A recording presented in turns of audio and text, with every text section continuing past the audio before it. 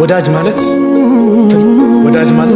አንተ በችግርህ በመከራ ሰዓት አብሮ የሆነ ትክክለኛ ወዳጅ ነው። ነብዩ ክብሩን ገለጹ። ከሰው ሁሉ ማን ይወዳሉ ሲባሉ አይሻን ወዳሉ። ከዛ አስከትሎ ሲባሉ አቡሃ አባቷን። ማን ነው አባቷ? አቡበከር ሲዲቅ። ሰብእና የሌለው ሰው ሁሉ ተሰብስበው የአላህ መልእክተኛ 7 ሰማይ በእግራቸው የተቀጠቁትን ጀግና ሲድረቱል ሙንተሃን ያዩትን ይሄ ሰካራን ተሰብስቦ ይሰድባቸው። መክፉ ሲነሱች ያላይም ቆሜ እና ያማል። አሁን መንግስታት ልብ ብላችሁ ከሆነ ከፍተኛ የሀገር መሪ ሲሰደብ ሙሉ ካድሬው ያማል። ምክንያቱም የሀገር ረምዝ የሆነን አካል የሚያዋርድ ዱርዬ በኃይለኛ ቅጣት ቢቀጣ ሁሉ ይረካል። እኛም ሙእሚኖቹ የአላህን ነቢይ ሲሰድቡ ያመናል።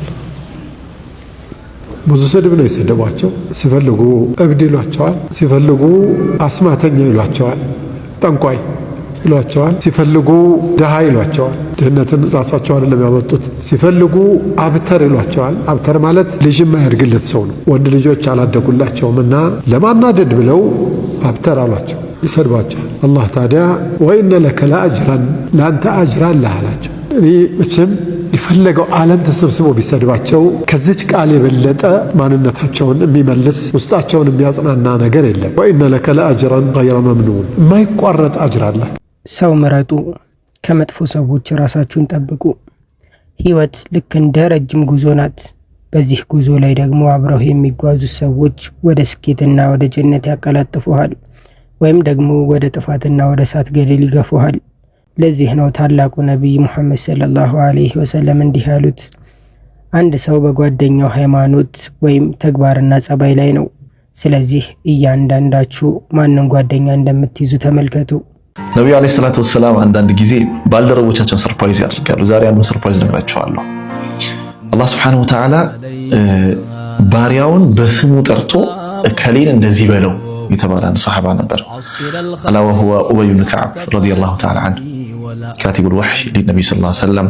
ነብዩ ሰለላሁ ዐለይሂ ወሰለም ወሕይ ጸሐፊ ነበርና ኡበይ ብን ከዕብን አስጠሩት። ነብዩ ዐለይሂ ሰላም አንድ ቀን ጠሩትና ምን አሉት መሰላችሁ? እንዴት ከባድ እንደሆነ አስቡት። ያንን ሌሊት እንዴት አድሩት ይሆን? ያንን ቀን እንዴት አሳልፉት ይሆን? ኡበይ ብን ከዕብ ምን አሉት መሰላችሁ? ያ ኡበይ አሉት፣ ነዓም ያ ረሱላህ አላህ ሱብሓነሁ ወተዓላ ኢነላህ አመረኒ አን አቅረአ ዐለይከ ለም የኩን ለዚነ ከፈሩ አሉት። አላህ ሱብሓነሁ ወተዓላ ለም የኩን ለዚነ ከፈሩ ሚን አህሊል ኪታብ የሚለውን የቁርአን ምዕራፍ እንዳነብብህ አዞኛል አሉት። ከዛ ምን አለ? ሰማኒ ለከ ያ ረሱለላህ፣ አላህ እኔን በስም ጠርቶ ነገሩት ያ ረሱለላህ አላቸው። አው ሰማከ ሊ፣ አው ስምህን ጠርቶ አሉት። ወያ ከባዱን አስቡት። እያለቀሰ ይጠይቃቸው ኡበይ ብን ከዕብ ሁሌ ማለት ነው እያለቀሰ ምን ይላል? አነ ለዚ ሰማኒ ረቢ። ከባድ ነገር ነው። እኔ እኮ ጌታዬ በስሜ የጠራኝ ባህሪያው ነኝ ይላል ሁሌ ማለት ነው። ባልደረቦቹ መሃል እስከ አኺር ሐያቲሂ ማለት ነው። ነብዩ አለይሂ ሰላቱ ወሰላም ሞተው ማለት ነው። ኡበይ እንግዲህ ቁርአን ሲሰበሰብ ከኮሚቴዎቹ ውስጥ ነበር። የቁርአን ሰብሳቢ ኮሚቴ። ቁርአን እንደምታውቁት ነብዩ ሰለላሁ ዐለይሂ ወሰለም ሲወርድባቸው አንዳንዱ ብራና ላይ፣ አንዳንዱ አጥንት ላይ፣ አንዳንዱም ላይ ተጻፈውና ተሰብስቦ አቡበክር ሲዲቅ ሲያሰበስቡት እዛ ኮሚቴ ውስጥ የነበረው ኡበይ ነው። አሁን ደግሞ እኛ እጅ ላይ ያለው ረስም ዑስማን ይባላል። የዑስማን ኮፒ ማለት ነው። እሱ ላይ ዑስማን ብን አፋንም ለማጻፍ ሲወስኑ ኮሚቴው ኡበይ ብን ከዕብ ነበር። ኡበይ እንግዲህ ሌላ ጊዜ ደግሞ የምናወራው ሌላ ታሪክ አለው ኢንሻአላህ። ሁሌም ይማርከኛል ታሪኩ። የአቡበክር ታሪክ ነው። አቡበክር ሲዲቅ ረዲየላሁ ዐንሁ ሂጅራ ከነቢዩ ሰለላሁ ዐለይሂ ወሰለም ጋር ሂጅራ ወጣው ነበር። ሂጅራ ወጣው እያሉ ጠምቷቸው እርቧቸው ነበር። ረሱል ሰለላሁ ዐለይሂ ወሰለም ሚጠጣ ወተት አገኙ። አቡበክር እሳቸው ሊጠጡ ጀመሩ ይላል። ተመልከቱ ኢታ ለረሱል ያለውን ሑብ፣ እሳቸውን ከነብሱ እንዴት እንደሚያስቀድም። ልክ መጠጣት ሲጀምሩ ትክ ብሎ ያያቸዋል። ከዛ ምን አለ ታሪኩ ሲዘግብ ፈሸሪበ ሐተር ተወይታል። ረሱል ጠጡ ጥቤ እስኪቆረጥ ድረስ አለ። የጠጣው ማን ነው? ነቢዩና ሙሐመድ ሰለላሁ ዐለይሂ ወሰለም። ጥሙ የተቆረጠለት ማን ነው? አቡበክርን ሲዲቅ። ፈሸሪበ ሐታ እርተወይት፣ እሱ ጠጣ እኔ እስክረካ ድረስ። ኢስላም የሰፋው በዚህ ትስስር ሌሎችን በማስቀደም ጉዞ። ጓደኛ ማንነትህን ይወስናል። አንተ ማለት አብረውህ የሚውሉ 5 የቅርብ ሰዎች ውጤት ነህ። ከመልካም ሰዎች ጋር ከዋልክ ምንም እንኳ ባታውቀው መልካም ጠባያቸው፣ ንግግራቸውና አላህን የመፍራት ስሜታቸው ወደ አንተ ይጋባል። ልክ ሽቶ ቤት የገባ ሰው ሽቶ ባይገዛ እንኳን መዓዛው እንደሚከተለው ሁሉ ሰውን እየገዛው ያለው አምላኩ ሳይሆን ብር ነው። አብዛኛው ሰው ገንዘብ ጣዖቱ ነው። አሁን ገንዘብ እንደ አምላኩ ነው። ገንዘብ ሃይማኖቱ ነው።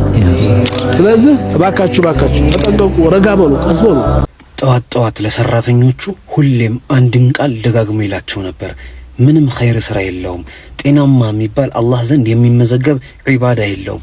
ነገር ግን ያለማቋረጥ ጠዋት ሁል ጊዜ ለሚያሰራቸው ሰራተኞች አንድን ነገር ይላቸው ነበር።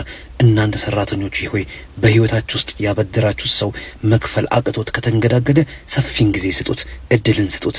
ካቃተው ብድሩን ቀንሱለት፣ መክፈል ካልቻለ ደግሞ ይቅር በሉት፣ ሰረዙለት እያለ ሁሌም ጠዋት ይህንን ይደጋግምላቸው ነበር። ሰውየው ሞተና አላህ ፊት ቀረበ አሉ። አላህ ሱብሓነሁ ወተዓላ ባሪያዬ ምን ስራ ይዘህ መጣ ብሎ ሲጠይቀው የኔ ጌታ ምንም ስራ አላመጣሁኝም፣ ዱንያ ሲል አንተን ዘንግቼ ዲኔን ዘንግቼ ወደ ኋላ ቀርቻለሁ። ነገር ግን አንድ ስራ አለችኝ። እሱም ጠዋት ሁልጊዜም ለሰራተኞቼ የምመክረው ብድርን እንዲያዘገዩ የቻሉትን ደግሞ እንዲቀንሱ በደንብ ከቻሉ ደግሞ ይቅር እንዲሉ እመክር ነበር። ከዚህች ውጪ አፌን ሞልቼ የምናገራት አንድም ስራ የለችኝም ጌታዬ ካላዘንክልኝ አለ። አላህ ሱብሓነሁ ወተዓላ ምን አለው? አንተ እኮ ዛሬ የጀነት ነህ። ምክንያቱም ሁሌም ትመክር የነበረው ሁሌም ታረግ የነበረው የኔ ጸባይ ነው። አላህ ነው የሚለው የኔ ባህሪ ነው። የአላህ ሱብሓነሁ ወተዓላ ባህሪ ምንድነው? መታገስ አይደል? በወንጀሎቻችን ላይ ከዛ ደግሞ ወንጀሎቻችንን መቅረፍ፣ ወንጀሎቻችንን ይቅር ማለት፣ ከዛስ እኛን በሙሉ ይቅር ብሎ መተው፣ የጠየቅነውን ነገር ሁሉ ዱዓችንን እንደዚሁም ተውበታችንን ተቀብሎ የሰራናቸውን ወንጀሎች ምን ማድረግ መሰረዝ። ልክ ሰውየው እዳ ሰርዙ ብድር ሰርዙ እንዳለው ወይም ቀንሱ ወይም ጊዜ ስጡ እንዳለው አላህም ከወንጀሎቻችን ጊዜ ይሰጠናል። ወንጀሎቻችንን በተለያዩ ኸይር ስራዎች ደግሞ ይቀንስልናል። እንዲያውም ደግሞ እስከ መጨረሻው ይቅር ይለናል። ባሪያዬ አንተ እኮ ስታረግ የነበረው የኔን የጌታህን የአላህን ባህሪ ነበርና ጀነቴን ግባ ተብሎ ጀነት እንዲገባ ያደርገዋል አሉ። ሱብሃነላህ አልዓዚም። በተቃራኒው ከመጥፎ ሰዎች ጋር የምትውል ከሆነ የእነሱ መጥፎ ንግግር፣ ሐሜት፣ ውሸትና የአላህን ትእዛዝ መጣስ ቀስ በቀስ በአንተ ዘንድ እንደ ተራ ነገር መታየት ይጀምራል። ልክ ብረት ቀጥቃጭ ጋር የቆመ ሰው ልብሱ በእሳት ባይቃጠል እንኳን መጥፎ ጭስና ሽታ እንደሚጋባበት ሁሉ ማለት ነው። ዓሊ ረዲየላሁ ዐንሁ እንዲህ ይላሉ፣ ሰዎች ለእናንተ የሚሰጡት ግምት ጥርጣሬ ነው። ነገር ግን እናንተ ለራሳችሁ የምትሰጡት ግምት ስለ ራሳችሁ የምታውቁት እርግጠኛ የሆናችሁበትን ይላሉ። እና ሰዎች ለእናንተ የሚሰጡት ግምት ትርጉም የለውም፣ ዋናው ነገር ለራሳችሁ የምትሰጡት ግምት ነው ይላሉ። ከነቢያቶች ህይወት አንድ ትልቅ የምንማረው ነገር አለ። የሰዎችን ግምት ትተን የራሳችንን ግምት መኖር ማለት ነው። ኑህ አለይሂ ሰላም 950 ዓመት በሙሉ ዳዕዋ በሚያደርጉበት ሰዓት 950 ዓመት በሙሉ ህዝቦቻቸው ሲሳለቁባቸው ነበር። ኑህ አለይሂ ሰላም ግን ለህዝቦቻቸው አንድም ቀን ጆሮ አልሰጧቸውም ነበር። ኑህ አለይሂ ሰላም ለራሳቸው በሰጡት ግምት ነበር ሲኖሩት የነበረው። ነቢያችን ሰለላሁ ዐለይሂ ወሰለም ህዝቦቻቸው በሚሳለቁባቸው ሰዓት፣ ሐታ አጎታቸው ራሱ በሚሳለቅባቸው ሰዓት ነቢያችን ሰለላሁ ዐለይሂ ወሰለም ጆሮ አልሰጧቸውም ነበር። እና ምን ልላችሁ ፈልጌ ነው፣ ከሰዎች ምላስ ማንም አይድንምና ሰዎች ለኛ የሚሰጡትን ግምት ትተን ለራሳችን በምንሰጠው ግምት እንኑር እላለሁ። ሙዓዝን ኩፍ ዐለይከ ሃዛ ምላሳቸውን እየያዙ እችን ተጠንቀቅ አሉት ነቢ ሰለላሁ ዐለይሂ ወሰለም። ብዙ ነገር እኮ መክረውታል። ብዙ ነገር መከሩትና ማሳረጊያው ላይ ምን አሉት? እችን ምላስ ተጠንቀቅ አሉት። ከዛ ሙዓዝ በጣም ገረመውና ረዲየላሁ ዐንሁ ነሕኑ ሙአኸዙና ቢማ ነተከለሙ ቢህ አው ከማ ቃል፣ በምንናገረው ነገር አላህ ዘንድ እንጠየቃለን እንደ አንቱ የአላህ መልእክተኛ አላቸው። ፈኪለትከ ኡሙከ ያ ሙዓዝ፣ አንተ ሙዓዝ ሆይ እናትህ ትጣ አሉት። ይሄ አይኔ ይፍሰስ እንዴት ይህን አታቅም ይባላል በእኛ አካባቢ። እንዴት ይሄ ይጠፋሃል እንደማለት። እንዴት ይህንን ነገር ሳታስተውል ትቀራለህ? እንዴት ትጠይቀኛለህ? ይባላል ወይ? فهل يكب الناس على وجوههم أو قال على مناخرهم إلا حصائد ألسنتهم ሰዎች ጀሃነም ላይ ፊት ለፊታቸው ወይም በዚህ በኋላቸው ተገፍትረው የሚጣሉት ምላሳቸው የዘራችውን እያጨዱ አይደለምን አሉ ነቢያችን ሰለላሁ ዐለይሂ ወሰለም። የምላሳቸው ውጤት አይደለም ወይ ጀሃነም ተገፍትረው የሚጣሉት አሉ ነብይ ሰለላሁ ዐለይሂ ወሰለም። አቡበክር ሲዲቅ እኮ ረዲየላሁ ዐንሁ ለረጅም ጊዜ መታሰር ያለበት ነገር ቢኖር እኮ ምላስ ነው ብለዋል። እስር የሚያስፈልገው ማለት ምላስ። ከመጥፎ ሰዎች ለምን እንራቅ? አንደኛ ኢማንን ያዳክማሉ። መጥፎ ጓደኞች ስለ አላህና ስለ አኺራ ከማስታወስ ይልቅ ስለ ዱንያ ጥቅሞችና ስለ ወንጀል እንድታስብ ያደርጉሃል። ሁለተኛ የቂያማ ቀን ጸጸት ይሆናሉ። አላህ በቁርአኑ እንዲህ ይላል፣ ዋ ጥፋቴ ያንን ሰው ወዳጅ አርጌ ባሊዝ ኖሮ እመኛለሁ፣ ያኔ ጸጸቱ ዋጋ አይኖረውም። ሶስተኛ ጊዜህን ያባክናሉ። መጥፎ ሰዎች ዓላማ የላቸውም፣ አንተንም ከዓላማህና ከኢባዳ ያዘናጉሃል። ነቢያችን አለይሂ ሰላቱ ወሰላም አንድ ገጠር ውስጥ የሚኖር የመዲና ሆኖ ገጠር ውስጥ የሚኖር አንድ ባልደረባ ነበራቸው። ዛሂር ቢን ሐራም ይባላል። መዲና የሆነ ዕቃ ይዞ ይመጣና ይሸጣል። ከዛ ከመዲና ደግሞ የሆነ ዕቃ ይዞ ይሄዳል ወደ ገጠር ማለት ነው። ስለ ነቢያችን ሰለላሁ ዐለይሂ ወሰለም የሆነ ሀዲያ ያመጣላቸዋል እንደዚህ ነገር። ዛሂር መልኩ አያምርም፣ የገጠር ሰው ነው። አንድ ቀን ወደ ቤት መጣ፣ ነቢያችን ሰለላሁ ዐለይሂ ወሰለም ቤት መጣ። ከዛ ጠየቀ፣ የታሉ ነብዩ ሰለላሁ ዐለይሂ ወሰለም ውስጥ የሉም ቤት ውስጥ ተባለ። በቃ ያው ሰው ፈልጋችሁ ስታጡ እንዴት ነው ያን ፊሊንግ ይዞ ወደ ገበያው ስፍራ ሄደ ማለት ነው። መዲና ውስጥ 1100 ካሬ የሚሆን ቦታ ነቢያችን አለይሂ ሰላም በራሳቸው በእርምጃቸው ለክተው ሱቅ ያረጉት ቦታ ወይ ደግሞ ልክ እንደ መርካቶ ያደረጉት ቦታ ነበርና እዛ ያ ከገጠር ይዞ የመጣውን ዕቃ እየሸጠ ላበላቡ ነው ያገኙታል። እሳቸው ከቤት ተነግሯቸው በቃ እሳቸው መጥቶ አጥቷቸዋል። እሳቸው ደግሞ እሱን ፍለጋ ወጡ ማለት ነው ወደ ገበያው ስፍራና ለገበያ ስፍራ መሃል ያገኙት የሆነ እንትን ጥቁርና እንዳልኳችሁ አያምርም ምናምን ነገርና ገበያ ውስጥ እየሸጠ ላበላቡ ማለት ሰው ከኋላ ሄዶ ነብዩ አለይሂ ሰላም እንዲህ ልክ ጓደኞቻችን ጋር እንዲህ አይናቸውን ይዘን እኔ ማን ነኝ ምናምን እንደምንለው ጨዋታ ነብዩ ሰለላሁ ዐለይሂ ወሰለም ከኋላ ሄዱና እንዲህ ያዙት። ይሄንን ባሪያ የሚገዛኝ አሉ ጮኸው ማለት ነው። ይሄን ባሪያ የሚገዛኝ ሲሉ ደነገጠ። ማነው ልቀቀኝ ምናምን መወራጨት ጀመረና ልክ ድምጻቸውን ሲያማ ይሄን ባሪያ የሚገዛኝ ነው ነብዩ ሰለላሁ ዐለይሂ ወሰለም መሆናቸውን ሲያውቅ በቃ እኔ እንዲህ ቃርዳሁኛ አገኘኝ ማለት ነው ወይ ደግሞ ርካሽ አገኘኝ ማለት ነው። ያ ረሱላህ ወለዚ በዓሰከ በአላህ ይሁንብኝ በቃ እኔ ርካሽ ነኝ ማለት ነው። ልክ እንደዚህ ልትሸጠኝ ምናምን ነገር አላቸው ነብዩ ሰለላሁ ዐለይሂ ወሰለም። ነብዩ ሰለላሁ ዐለይሂ ወሰለም ዙሪያ ያሉት ሰዎች ይስቁ ነበርና ላ በል ዐንደላሂ አንተ ጋሊ አሉት። ኧረ አንተማ እንደውም አላህ ዘንድ ምንድነህ በጣም ውድ ሰው ነህ አሉት ነቢያችን አለይሂ ሰላቱ ወሰላምና ዛሂር ቢን ሐራም ለእሳቸው ሀዲያ ያመጣላቸዋል። እሳቸውም ሀዲያ ይሰጡታል። ይሄዳል ገጠር ቆይቶ ይመጣል። መጀመሪያ የሚያገኘው ነቢያችን አለይሂ ሰላቱ ወሰላም ነው። ከዛ እንዲሁ ማለት ነው ሀያቱ እንደዚህ ነበረ ከነቢዩ አለይሂ ሰላቱ ወሰላም ጋር። ከዚህ የምንማረው ነገር አለ። ሰዎች ጋር በሉጥፍ መኖርን አንደኛ በጣም ቢዚ የሚያደርጉ ነገሮች ኃላፊነት አለብኝ እንደዚህ የሀገር መሪ ነኝ ሳምቲንግ ምናምን፣ ግን ነብዩ አለይሂ ሰላቱ ወሰላም ቤታቸው ድረስ መጥቶ ይዘየራቸው። ከዛ እሱን ፍለጋ ደግሞ ገበያ መውጣታቸው በጣም የሚገርም ነው። ያ ሁሉ ኃላፊነት ያለባቸው እዚህ ዙሪያ ላይ ብዙ ነገር ያለባቸው አንድ ሰውን ኮንሰርንድ ሆነው ማግኘታቸውንና ተጫዋች መሆናቸውን ከዚህ ታሪክ ነው። ምን አይነት ሰዎችን እንምረጥ? አንደኛ አላህን የሚያስታውስህን፣ ስትዘነጋ የሚያስታውስህ፣ ስትሳሳት የሚመክርህ። ሁለተኛ ለአኺራህ የሚጨነቅልህን፣ ለዱንያ ጥቅም ብቻ ሳይሆን ለጀነትህ የሚጓጓልህን። ሶስተኛ ባህሪው ያማረውን፣ እውነተኛ፣ ታማኝና ለሰው አዛኝ የሆነውን። ሶስት ሰዎች ነበሩ ይላል። አንደኛው ቆዳው የተላላጠ ሰውን የቆዳ በሽታ ያለበት፣ አሁን የምናውቀው በሽታ በረስ የምንለው ቆዳን ወደ ነጭ የሚለውጠው የሚላላጥ በሽታ ያለበት። ሌላኛው አቅራ ጸጉሩ ራሱ ጸጉር የማያበቅል አሊያም ደግሞ ራሱ የሚቆስል ሰው ነበር። ሶስተኛው ደግሞ አዕማ ማየት የተሳነው ነበር። ከዚህ ፈተና በተጨማሪ ድህነት ደግሞ እነሱ ውስጥ ነበር። በሽተኞች ደሃዎችም ነበሩ። እሰቡት፣ በሽታና ድህነት ሲደመር ነገራቶቹን ከባድ ያደርገዋል። አላህ እነዚህም ባሮችን ሊፈትን ፈለገ። አንድን መላኢካ በሰው ልጅ አስመስሎ ላከ። አገኘው ያ ቆዳው የተላላጠበትን ግለሰብ። ኑሮህ እንዴት ነው? ኑሮውን ነገረ።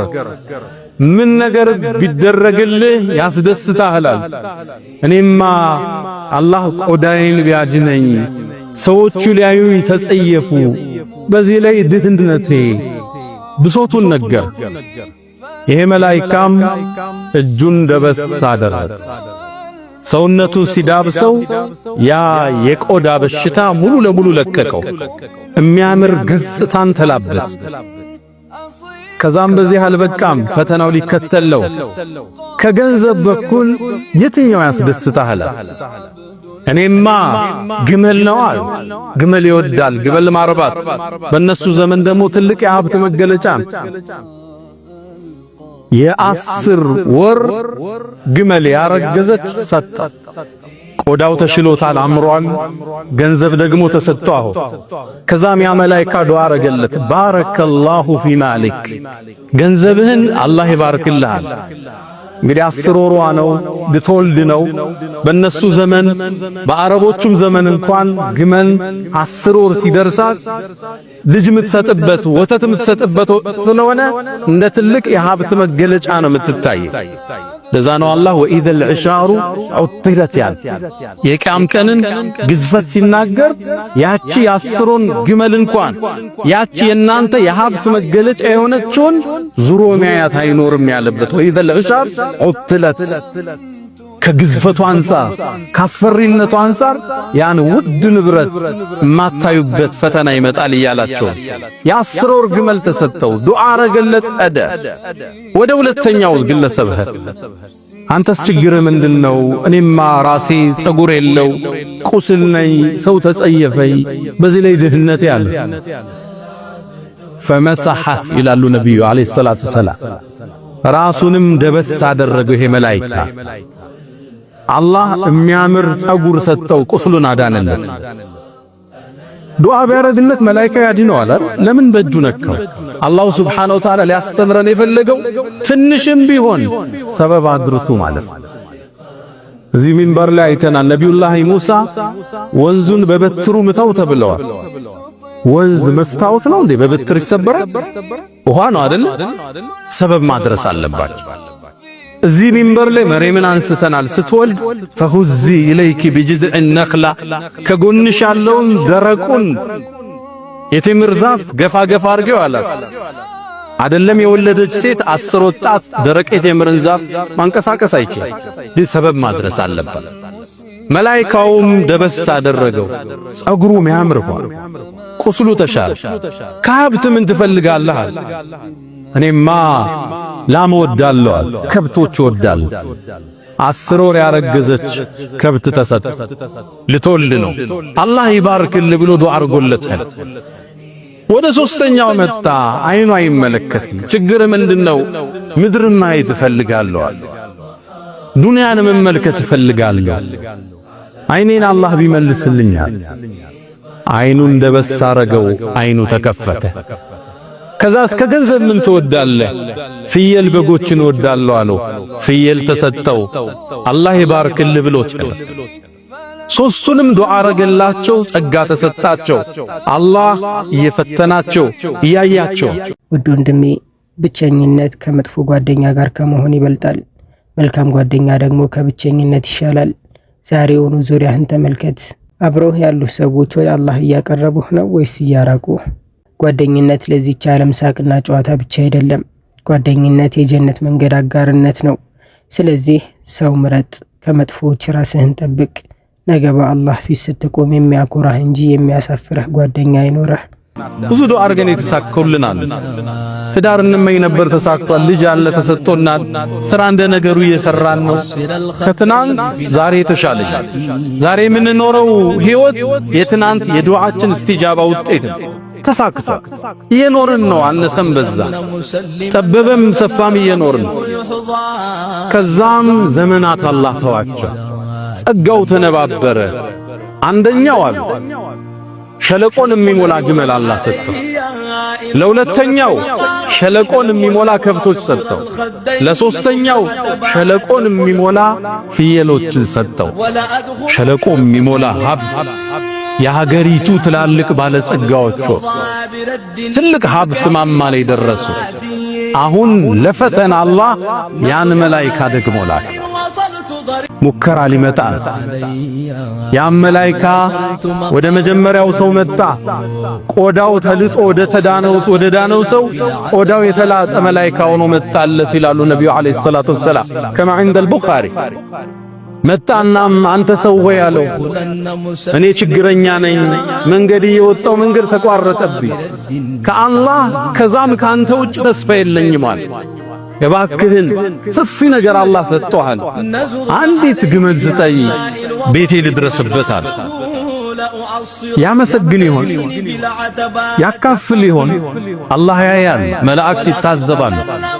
አንድ መልስ መለሰለት፣ አይ አንተ ሰው ሆይ ብዙ ጉዳይ አለብን እኛ ነው፣ ብዙ ወጪ የበዛብን ሰው ነን፣ ልሰጥህ አልችልም አለ። ተመልከቱ፣ ካንተ ውጭ የለኝም ብሎታል። የመጀመሪያ አገባብ። ሁለተኛ የመጣለት ገጽታ የትናንት ማንነቱን እንዲያስታውስ ነው። ቆዳው የተላላጠ ግለሰብ ነው። ያን ሲያይ ቢያንስ ትናንትን እንዲያስታውስ ነው አላህ የፈለገው። ሁለተኛውን እርከን አለብ። ሶስተኛ አላህ እዛው ላይ ጠየቀው፣ አንተ ሰው ወይ አለው መላእክቱ አላቀህም እንዴ ድሮ እንደኔ እኮ ግን ቆዳ የተላላጠ ነበር። አሁንም ከባድ ፈተና ነው አይደል? አላህ ገለጠለት። በጭራሽ አንተ ሰው አታቀኝም፣ እኔ ታምሜ አላቅም ማለት። አረ ደሃ ነበር ከአላህ አይደለም እንዴ ሀብት የሰጠ? አንተ ሰው ምንድነው የምታወራው? አና ወሪثሁ ካቢራን አን ካቢራን፣ እኔ የተከበርኩ የሀብታም ቤተሰብ እኮ ነኝ። ከቅድማያቶቼ ከቅምቅማያቶቼ የመጣ ሀብት ነው የወረስኩት። ምንድነው የምታወራውን አላቀውም። አራት እርከን አለፈ። አራቱም ፈተና ሲወድቅ መላእክቱ አንድ ዱዓ አረገ። እንደምትለው ውሸት ከሆንክ አለው ወደ ድሮ ማንነት አላህ ይመልሰው ብሎ ጥሎታል። ተመለሰ ወይ? ዑለማዎቹ ምን ይላሉ? አዎን ዱዓ አድርጓልና ይላል። ወደ ሁለተኛ ወደ ተመሳሳይ ጥያቄ ያቀረበለት አንተ ሰው ሆይ አለው። ወደሱም የመጣለት ጸጉሩ የሌለው ራሱ የቆሰለው ነው መጣለት። የሱም የድሮ ማንነት እንዲያስታውስ ጠየቀው። አንተ ሰው ሆይ እኔ መንገደኛ ነኝ፣ ቤተሰቦቼ መድረስ አልቻልኩም፣ ችግረኛ ነኝ፣ እንደምታየው ሰው የሚጸየፈኝ በሽተኛ ነኝ፣ ከአላህ ከዛም ካንተ ውጭ ተስፋ የለኝም፣ እባክህን አንዲት ከብት ስጠኝ አገሬ ልድረስበታል። አንተ ሰው ሆይ አለው ተመሳሳይ መልስ። እኛ ብዙ ኃላፊነት አለብን፣ ብዙ ወጪ አለብናል፣ ብዙ መስኡልያ አለብናል፣ ልሰጥህ አልችልም አለ። አንተ ሰው ሆይ ድሮ በሽተኛ አልነበርክም አለው። ምታወራውን አላቅም አለው። ድሃስ ኑረህ ሀብታም አልሰጠህም አለው። ሀብት አልሰጠህም ወይ አላህ አለው። በጭራሽ ምታወራውን አላቅም። እንደምትለው ከሆነ አላህ ወደ ድሮ ማንነት ይመልስ ብሎ ጥሎታል። ተመልሷል። አዎን የመላእክቱ ዱዓ ስለማይመለስ ቅድም አላህ ይባርክልህ አለው፣ ሸለቆ ሞላ ሀብታችን። አሁን አላህ ያጥፈው ሲለው ይጠፋል። ግልጽ ነው። ወደ ሶስተኛው መጣ። አይኑ አዕማ ኑሮ አላህ ስለከፈተው አሁንም አይና አዕማ ሆኖ መጣለት። አንተ ሰው ወይ ወደ ቤተሰብ የመድረሻ የለኝም፣ ችግር ውስጥ ነኝ፣ ደግፈኛል። ያ ሰው ምን አለ?